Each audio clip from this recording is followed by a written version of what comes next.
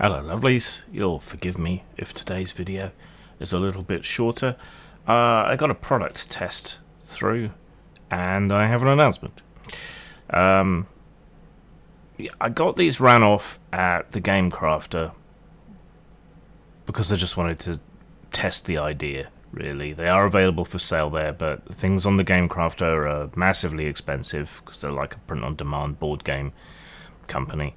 So I hope they won't mind me saying so, but I can't recommend that you go and buy anything there because it's so expensive, because it's all printed up individually, and because I make barely any profit off it if you do.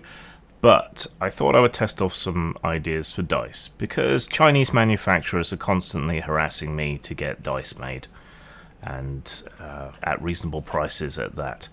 And I also wanted to test what the tin quality was like over at the Game Crafter. It's all very nice, it's just hideously expensive. So I was running off some test ideas for some dice. So these green ones are for my versions of D6 system, right? So these are your wild die replacements.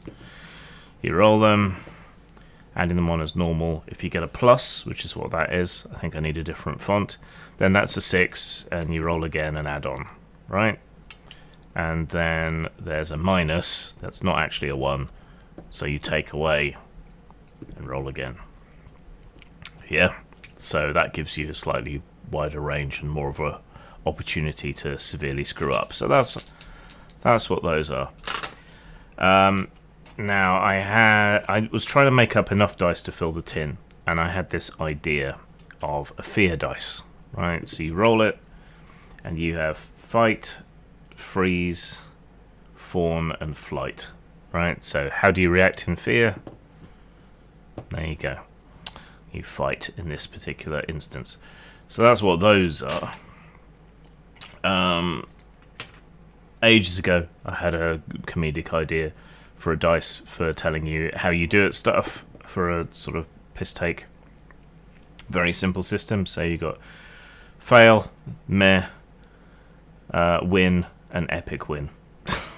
So that's just a joke there. Hit location dice on a D8. You probably can't see it too well on there, but you have right arm, headshot, body, and so on a D8. It kind of works. There was a test idea. Now, I had never heard of Freeform Universal, but for quite years now I've been fiddling with this idea, kind of slightly making fun of the whole improv culture thing. So this is a dice that's meant as a sort of universal oracle for single players. So you have yes, no, yes and, no and, yes but, and no but as a dice result. So if you can't think of what to do, you ask the die a question like, oh okay, I don't have rules about climbing a wall. Can I climb the wall? Yes, but. So, yes, you get over the wall, but your cloak catches on the shards of glass at the top and you leave behind a scrap of fabric as a clue that you were there, for example. So that's what those were. But I had never heard of Freeform Universal until 2 days after, before these were delivered. So now I feel like a chump. I know it's just a case of people having the same idea, but that's kind of annoying, because that's how that works. But I guess you could just use the dice for that if you wanted to, or I could. But again, the manufacturing cost at the Game Crafter is so high that I don't know that it's really worth it. But to test the ideas, that certainly was worth it to me as a game creator, and that is what I think the best use of the Game Crafter is to run off single proofs, or maybe if you need a few copies for a convention and enough copies to bring the price per unit down, then maybe it's worthwhile. But for proofing, absolutely, the Game Crafter is worth going to. well, I've got nothing else to show you there, but coming up on screen now should be an image.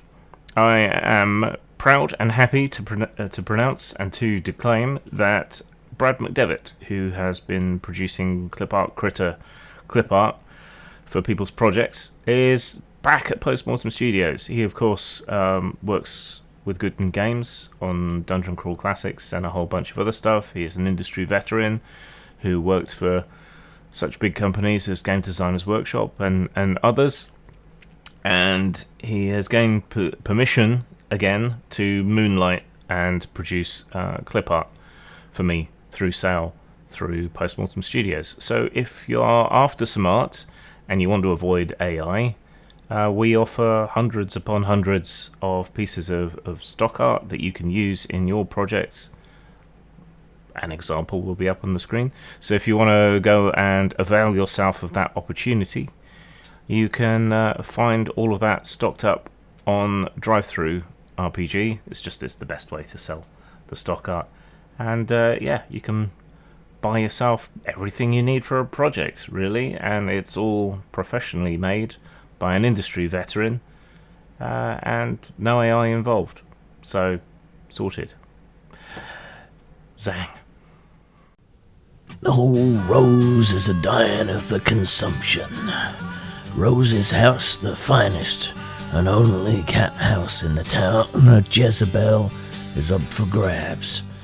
It's every girl for herself, and only one can earn the deed to the house, and Rose's stash of gold all to herself.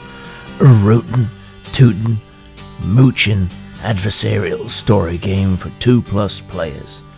No GM, pack of cards needed, poker chips or beads needed, and you can get it at post-mart.com, lulu.com, or Drive-Thru RPG.